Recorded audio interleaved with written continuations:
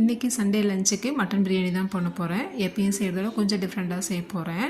எங்கள் வீட்டில் குழம்பு வைக்கிறதோட மட்டன் பிரியாணி செஞ்சால் ரொம்ப விரும்பி சாப்பிடுவாங்க. குழம்பு வச்சா அதில் இருக்க பீஸ்லாம் அப்படியே இருக்கும். ஆனால் மட்டன் பிரியாணி செய்யும் போது அதில் இருக்க மட்டன்லாம் சாப்பிட்ருவாங்க, விரும்பி சாப்பிடுவாங்க. இந்த மட்டன் பிரியாணி பண்ணுறதுக்கு பார்த்திங்கன்னா 4 வெங்காயம் நல்லா பொடிசாக கட் பண்ணிக்கலாம். நல்லா நீட்டமாக கட் பண்ணிக்கலாம். ஒரு குக்கரில் எண்ணெய் விட்டுட்டு மசாலா சேர்த்துக்கலாம். வெங்காயம் சேர்த்துட்டு நல்லா செவந்து வரணும். வெங்காயம் சேர்த்ததுக்கப்புறம் ஒரு 3 ஸ்பூன் அளவுக்கு இஞ்சி பூண்டு பேஸ்ட்டு, 3 தக்காளி கட் பண்ணிவிட்டு சேர்த்துக்கலாம். இதோட மிளகாத்தூள், கரம் மசாலா சேர்த்துக்கலாம். விருப்பப்பட்டால் நீங்கள் பிரியாணி மசாலா கூட சேர்த்துக்கலாம். நான் வீட்டிலேயே அரைச்ச கரம் மசாலா சேர்த்துருக்கேன். அதுக்கப்புறம் வேக வச்ச மட்டனையும் சேர்த்துக்கலாம். இதோட ஊற வச்சுருக்க அரிசி சேர்த்துக்கலாங்க. சேர்த்துட்டு நல்லா மிக்ஸ் பண்ணி விட்டுட்டு தேவையான அளவு தண்ணி ஊற்றிக்கலாம். நான் மட்டன் வேக வச்ச தண்ணியை சேர்த்துக்கிட்டேன். மூடி போடுறதுக்கு முன்னாடி ஒரு ஸ்பூன் நெய் விட்டு மூடிட்டோம்னா சூப்பரான மட்டன் பிரியாணி ரெடி. எங்களுக்கு லஞ்ச் இப்படி தான் போனது இந்த வாரம்.